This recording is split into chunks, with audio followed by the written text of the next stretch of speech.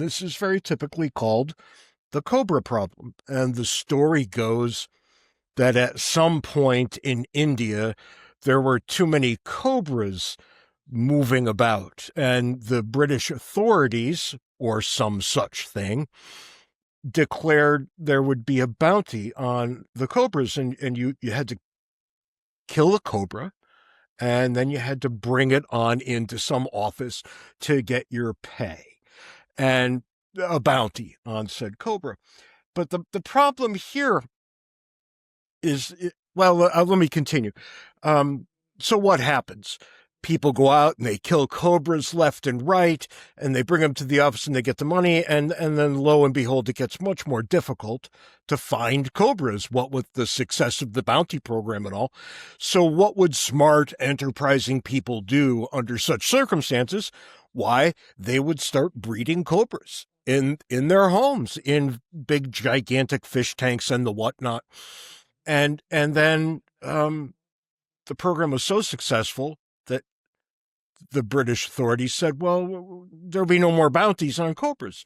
And all the people who had started to breed the cobras said, well, damn it, that's not what we wanted. And we certainly don't want to live with these cobras in our houses. And they all, at roughly the same moment, dumped them back into the streets, and there were more cobras than ever. And I don't remember, Ant, frankly, if the cobra problem is in our book, Cooperation and Coercion. I could take the story from here, because okay, James and I, when we talked about unintended consequences, we would talk about this, and people love this story. It's a beautiful, beautiful story. And I'm so good at telling it. Except one of our listeners, we had talked about it on one of our podcast episodes, and one of our listeners wrote and said the cobra problem is a myth. And we just laughed and said, no, clearly it's not. And so I went back, because for all of these examples of unintended consequences we're going to go through, I keep source material. So I went back and I looked at the source material, and sure enough, this publication said, cobra problem, blah, blah, blah, and cited some original research. So I went to that original research and looked at that citation, and oh my God, that citation cited the first one. And it was a circular argument. A cited B and B cited A. And we said, oh my God, because I kid you not, we were within hours of them closing the chapter on our book and sending it to the publisher.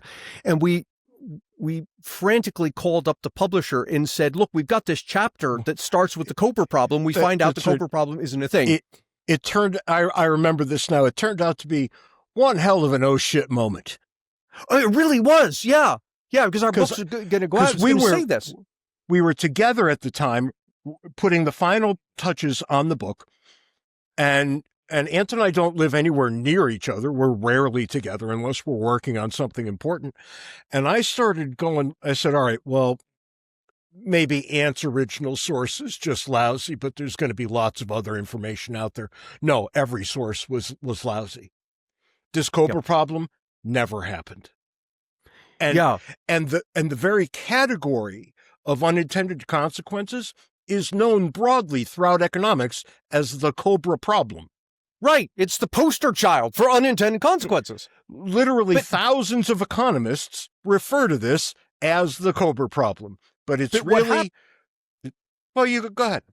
Well, let me finish the story about the book. So what happened is the book is enough in process that we really can't make that many changes, because the changes alter the spacing of the paragraphs, and that's now going to mess with the next page that's already typeset. So the publisher said, okay, you can make changes, but you can change like 5 words or something like that. So we frantically went in and looked for change things like is to is not and put in hypothetically. But it turns out there is a cobra problem. It's just, and I don't know, I'm sure you've got this as one of your examples. Can I steal it? Please. Go ahead. By way of introduction. It's the Vietnamese rat problem.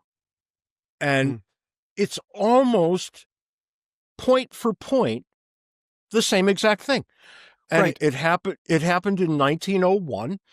and it was with the French occupiers in Vietnam, and there were rats everywhere. And this is not too terribly long after people figured out that rats brought the plague with them. So there is every reason to want to get rid of your rat population.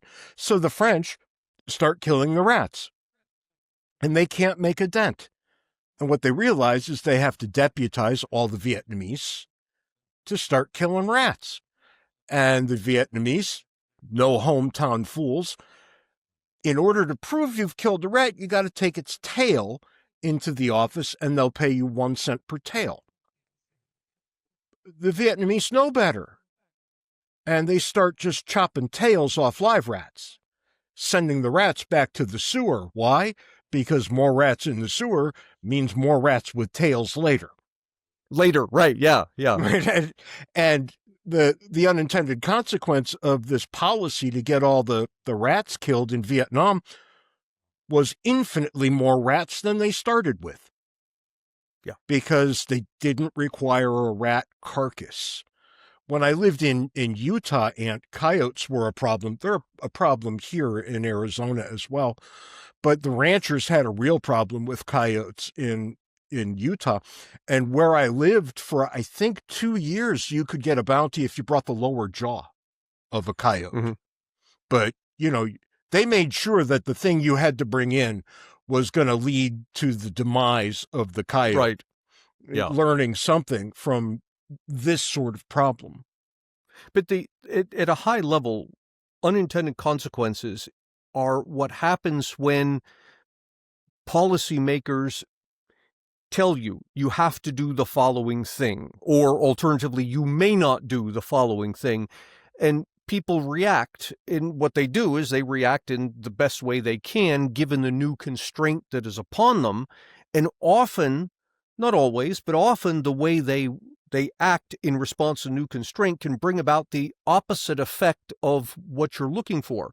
And I'll give you I always start off this discussion of unintended consequences with this picture I found on the internet a few years ago. And this mother posted it, and she didn't post it as unintended consequences. It was just a picture of her kid she thought was funny.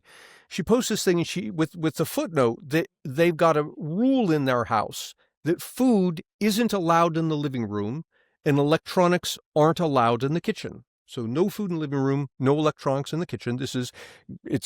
She's imposing a constraint on her kids. And understand, I'm not saying the constraint is good or bad. I'm simply saying that the constraint has unintended consequences. And the unintended consequence of no food in the living room, no electronics in the kitchen are, and it takes me 3 clicks to do this,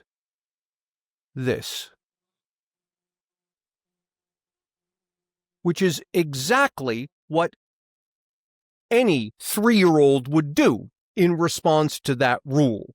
That seems right. I'm considerably older than 3, and I would do that in response to that rule. Right. And of course, we could laugh about it, and kids will be kids, except that this is more than simply kids being kids. This is a reaction to this is an unintended consequence. It's a reaction to a constraint put upon you. I mean, the nice way of saying this is that people find ways around everything. They find, and it's more than just that, because people will say, well, unintended consequences, this is people trying to get around the law. Some of it is people trying to get around the law. Others of the unintended consequences are not so much people trying to get around the law, just people reacting to the law in ways the lawmakers didn't anticipate. Yeah, I want to start us off with an example of people getting around the law. Yeah. And here we go to the Endangered Species Act, which was passed in no small part to protect endangered species. It's right there in the title, right? Real easy to figure out. And out west, where I have lived for a good portion of my life, the spotted owl was a big, big deal in these respects. And so much so that if you found a spotted owl on your property, you could not develop your property. Literally in any way. So if you'd be messing with its habitat. So if you were going to put up a barn on your property, no. If you were going to sell and allow a supermarket to be built on your property, no. If you were going to build a shed on your property, no. The answer was just a simple no, straight across the board.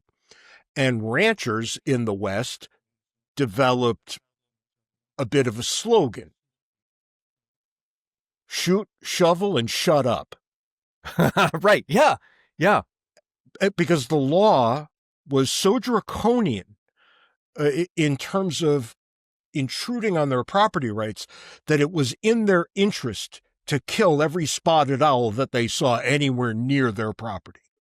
And let me underline that.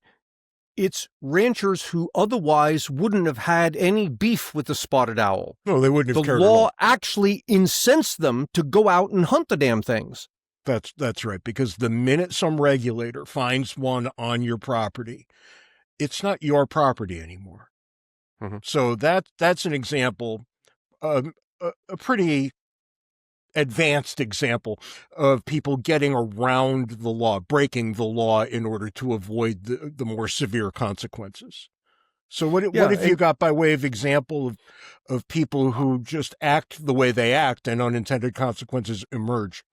Well, let me give you another one along the lines of trying to do what seems a good and reasonable thing. And we're not taking issue with the spotted owl, right? Fine, you want to protect it. That's a good and reasonable thing. But that's the thing about unintended consequences. They're completely, what's the word I'm looking for? They don't give a rat's ass about your intentions. Your intentions can be good, your intentions can be bad, it doesn't matter. You're still going to get unintended consequences. So this example is, and you'll find this in various states and cities, electrician licensing requirements. Yeah. And look, what you want to do here is quite reasonable. You want to protect people from injury due to faulty electrical work. And so what do? You say, okay, well, if you're out there, handyman, you want to be an electrician and hire yourself out as an electrician, you've got to be licensed and tested. So you got to go through this testing thing. We got to make sure you know what you're doing. You're going to get a license, and people are going to, when they go to hire you, they're going to see, okay, this guy's got a license, so he's safe, and this is going to be good. And economists have looked at this, and what they found is in localities that have more stringent electrician licensing requirements, the incidence of injury due to faulty electrical work goes up. Now, be careful, because the causality is clear here. It's not that the locality had a high incidence of electrical injuries, therefore they required licensing. Other way around. They started requiring licensing, and then after that, the rate of injury due to faulty electrical work climbs. The exact opposite of what they're looking for. Why might that be, Hant? And therein you ask the right question. And I think this is where policymakers and people who think like economists diverge. Because the policymaker has a tendency to only look at the outcome and say, look, we want to keep people safe from faulty electrical work, so we're going to require electricians to be licensed. The person who thinks like an economist, and I'm careful not to say economists here because this is something anybody who spends a little bit of time thinking about it can come to this conclusion. But people who think like economists are going to ask the question you just asked.